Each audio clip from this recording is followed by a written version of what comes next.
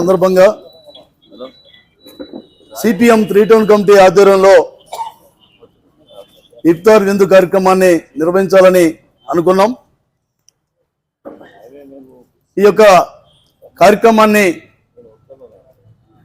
మన పార్టీ రాష్ట్ర కమిటీ సభ్యులు ఎర్రా శ్రీకాంత్ గారిని ఈ కార్యక్రమాన్ని ఉద్దేశించి మాట్లాడవలసిందిగా కోరుతా ఉన్నాను.